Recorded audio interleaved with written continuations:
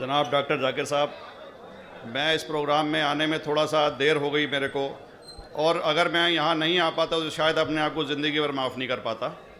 आगरा की सरजमी पर आके आपने ये जो रोशनाई जगाई है, ये वाकई में हम तो उस अल्लाह ताला से दुआ करेंगे। जी हाँ।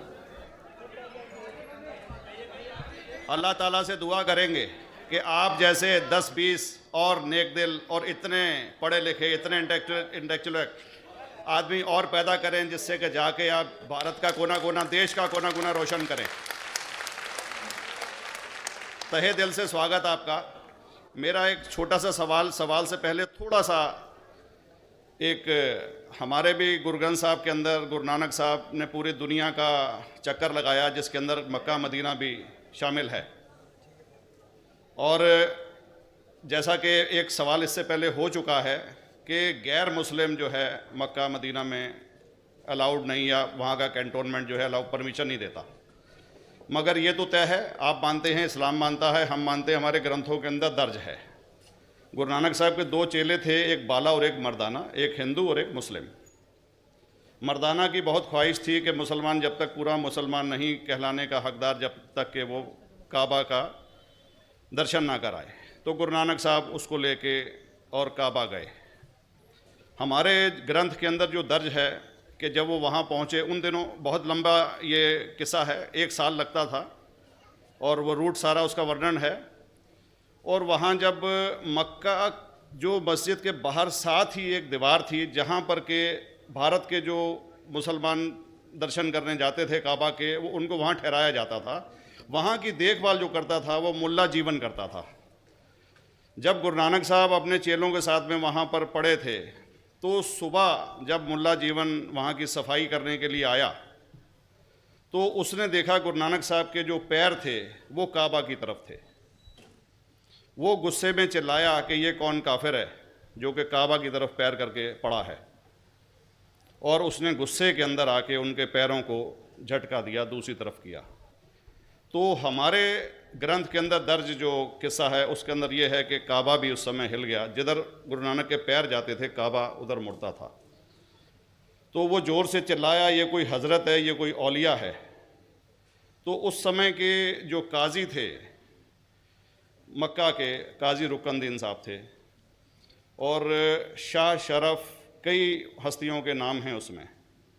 तो मैं ये जानना चाहता हूँ कि ये वर्जन को आप मतलब एग्री करते हैं, और करते हैं तो इसका हमारे मुस्लिम ग्रंथों के अंदर किस तरीके से उल्लेख है, ये कृपया बताएं। भाई साहब ने एक सवाल पूछा अपने गुरु ग्रंथ साहिब के मुतालिक, और अल्हम्दुलिल्लाह मैं भी गुरु ग्रंथ साहिब पढ़ चुका हूँ।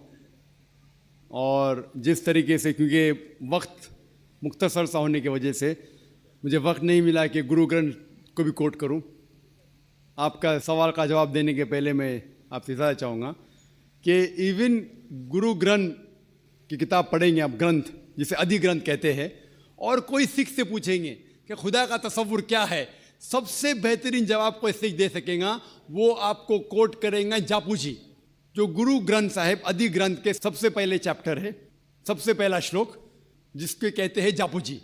इसके मानी है कि God is true, he is only one, he is not begotten and is free from fear and want. क्योंकि मैंने अंग्रेजी में पढ़ा हूँ, इसलिए मैं अंग्रेजी में उसे कह रहा हूँ कि खुदा एक ही है, वो हक है, और वो ना किसी को जना है ना किसी को जनेगा, और वो इमॉर्टल है, ना कभी मर सकता है। और इसको सिखिज्म में जो खुदा को कहते हैं Omkara, in manifest form he is Omkara, and unmanifest form he is एक ओमकारा। और कई इसके एट्रीब्यूट्स है, मिसाल के तौर पे परवरदिगार, अकल, और उसे रहीम कहा गया है, Wahe Guru as one God कहा गया है, और it is strictly against idol worship and अवतारवादा। भाई साहब का सवाल था कि उनने ग्रंथ में पढ़ा कि गुरु नानक साहब मक्का के, और उनका पैर काबा की तरफ था, और कोई मौलवी ने पैर को हिलाए और काबा हिल गया।